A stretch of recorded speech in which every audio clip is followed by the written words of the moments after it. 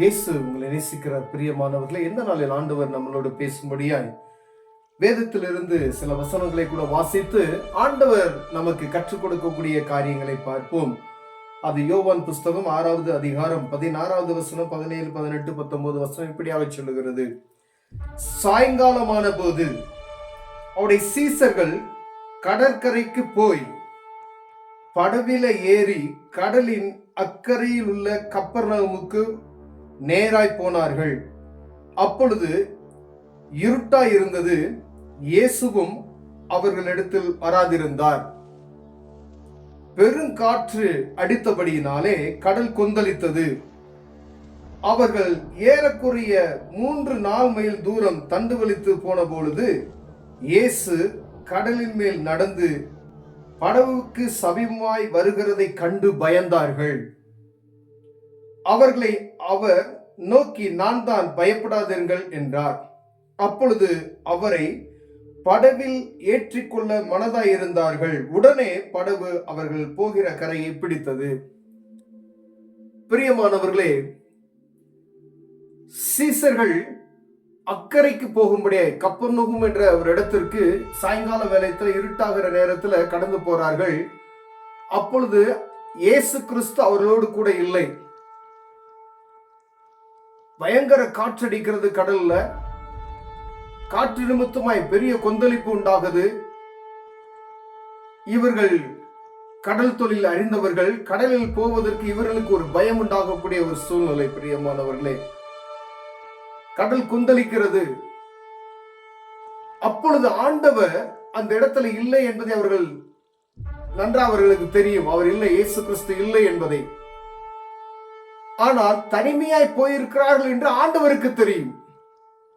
இவர்கள் பயப்படுகிற சூழ்நிலை, காற்று கொந்தளிக்கிறது, இவையெல்லாம் ஆண்டவர் பார்த்து கொண்டிருக்கிறார். இவர்கள் விசுவாசிக்கும்படியாய் ஆண்டவர் அந்த இடத்திற்கு கடலின் மேல் நடந்து வருகிற ஒரு காரியத்தை எழுதி வைத்திருக்கிறார். பிரியமானவர்களே, இந்த இடத்துல கடலில் மீது இயேசு கிறிஸ்து நடந்து வந்ததை ஆண்டவர் எழுதி வைத்திருக்கிறார்.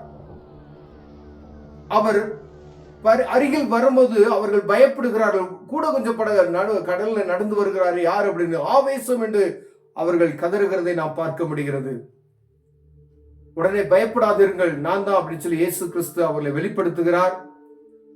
உடனே அவர்கள் இருதயம் அவரை ஏற்றுக்கொள்வதற்கு, படவிலை ஏற்றிக்கொள்வதற்கு அவர்கள் இருதயம் ஒத்துழைக்கிறது.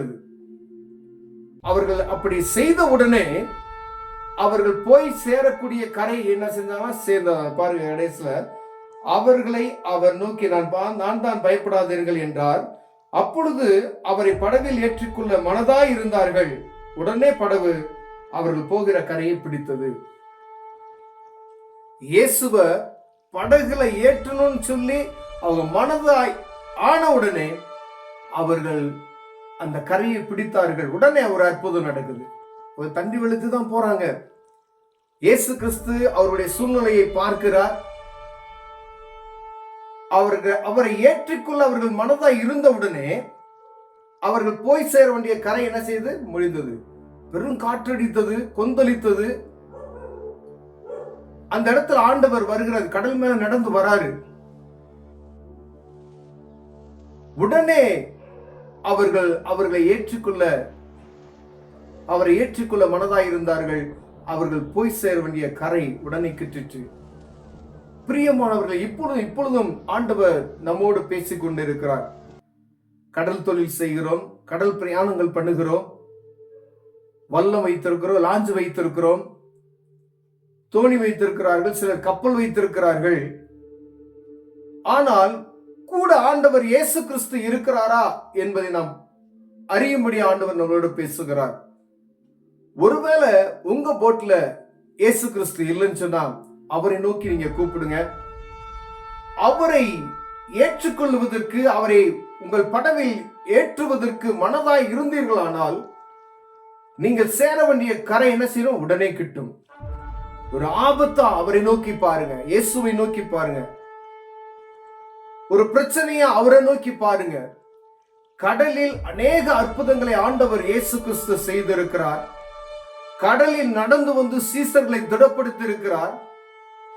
பேதுரு கடலில் இறங்கி அவர் நீரே ஆனால் நான் நடந்து வரும்படி என கட்டளை கொடுமை என்று சொல்லி பேதுரு கடலில் நடந்து போகிறதை நாம் பார்க்க முடிகிறது, வேதத்தில் வாசிக்க முடிகிறது. பிரியமானவர்களே, கடல் பயங்கரமானது.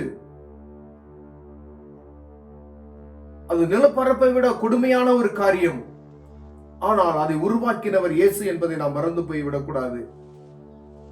கடல் தொழில் பார்க்கிற ஒவ்வொருவருக்கும் ஆண்டவர் உங்களோடு பேசுகிறார். பிரியமானவர்களே, ஆண்டவரை உங்க படகுல ஏற்றுவதற்கு உங்கள் இருதயம் மனது போதுமானதாய் இருந்தால் இயேசு கிறிஸ்து உங்களுக்கு அற்புதம் செய்ய வல்லமையுள்ளவராய் இருக்கிறார். நேற்றைய தினத்துல நாம் பார்த்தோம், அவர் வார்த்தைக்கு நீங்கள் கீழ்ப்படிந்தீர்களானால் அநேக அற்புதங்களை நாம் பார்க்க முடியும். இன்றைக்கு ஒரு பிரச்சனை, அவர்களுக்கு ஒரு பயம் சூழ்ந்த ஒரு நிலைமை, ஒரு ஆபத்து அவர்களுக்கு வருகிறது.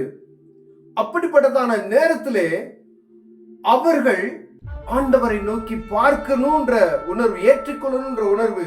இது பாருங்க, கடவுள்ல ஆண்டவர் இல்ல, இயேசு கிறிஸ்து இந்த போட்ல இல்ல. முதல் நேத்து பார்த்ததுல இயேசு கிறிஸ்து கரையில நின்னாரு, கரையில இருந்து தான் பேசினாரு. இன்னைக்கு இயேசு கிறிஸ்து போட்ல இல்ல, அவங்களா போறாங்க. அவங்களுக்கு ஒரு ஆபத்து நேரிட போகிறது சொல்லி ஆண்டவர் நினைச்சா தண்ணியில நடந்து வரார், வந்து அவர்களை தேற்றுகிறதை நாம் பார்க்க முடிகிறது. பிரியமானவர்களே, உடனே அவர்கள் இயேசுவை படகுல ஏற்றுக்கொள்ள மனதா ஆன உடனே அவர்கள் கரையை போய் சேர்ந்தார்கள் என்று வேதம் சொல்லுகிறது. உங்கள் தத்தளிப்பான நாட்கள் ஒரு உண்டானால், ஒரு தத்தளிப்பான உங்க வாழ்க்கையில, உங்க வாழ்க்கையின் படகுல இருக்குமேயானால், ஒரு பயம் இருக்குமேயானால், உங்க படகுல ஒரு நடுக்கம் இருக்குமேயானால், ஏதோ ஒரு சூழ்நிலை குறித்து நீங்கள் நடுங்குவீர்களானால், இயேசு கிறிஸ்துவை உங்க வாழ்க்கை என்னும் படகில் ஏற்றுக்கொள்ள நீங்கள் மனதாவீர்களானால், அந்த இடத்துல நீங்க எல்லாவற்றையும் சரி செய்வதற்கு ஆண்டவர் போதுமானவராய் இருப்பார். பிரியமானவர்களே, ஒருவேளை இந்த போட் வைத்திருக்கிறவங்க மாத்திரம் இல்ல, தனிப்பட்ட மனிதனுடைய வாழ்க்கை என்கிற படகிலும் ஆண்டவரை ஏற்றுக்கொள்ள மனதாய் இருக்க வேண்டும். அப்படி ஆண்டவரை நம்முடைய வாழ்க்கை என்னும் படகில் நம்ம ஏற்றுக்கொள்ள மனதுள்ளவர்களாய் இருந்தோமானால், நாம் சேர வேண்டிய இடத்துக்கு சரியாய் போய் சேருவோம். ஒரு பயமான ஒரு சூழ்நிலை, கொந்தளிக்கலாம், வாழ்க்கை பிரச்சனைகள் இருக்கலாம், அநேக பாரங்கள் இருக்கலாம், ஏதோ நடக்க போகிறது போல இருக்கலாம். ஆனா இயேசு கிறிஸ்துவை நீங்கள் பார்த்து அவரை உங்க வாழ்க்கையில ஏற்றுக்கொள்ள மனதாவீர்களானால், உங்க இருதயம் அவருக்கு இடம் கொடுக்குமே ஆனால், எல்லாம் சுலபமே, நிமிடத்துல எல்லாம் மாறிவிடும். பிரியமானவர்களே, ஒருவேளை இந்த இயேசு கிறிஸ்துவை நீங்க ஏற்றுக்கொள்ளாமல் இருப்பீர்களானால், இயேசு கிறிஸ்துவ உங்க வாழ்க்கையின் படகுல நீங்க ஏற்றுக்கொள்ளாமல் இருப்பீர்களானால், இந்த நாள் ஆண்டவர் உங்களோடு என்னோடு பேசுகிறார். பிரியமானவர்களே, ஒருவேளை போட்டு வைத்திருக்கிறவர்கள் மாத்திரம் அல்ல, வாழ்க்கை என்ற படகு வைத்திருக்கிறவரும், ஒவ்வொரு மனிதனும் வாழ்க்கை என்ற படகுல என்ன செய்யணும், பிரயாணப்படலாம். அது ஏற்ற தாழ்வு, அலையினால் மோதக்கூடிய பலவிதமான சூழ்நிலைகள் நேராக நாம் கடந்து செல்கிறோம். கடலில் ஒரு கப்பல் போகிறது போலதான் நம்ம வாழ்க்கையும் போய்கொண்டு இருக்கிறது.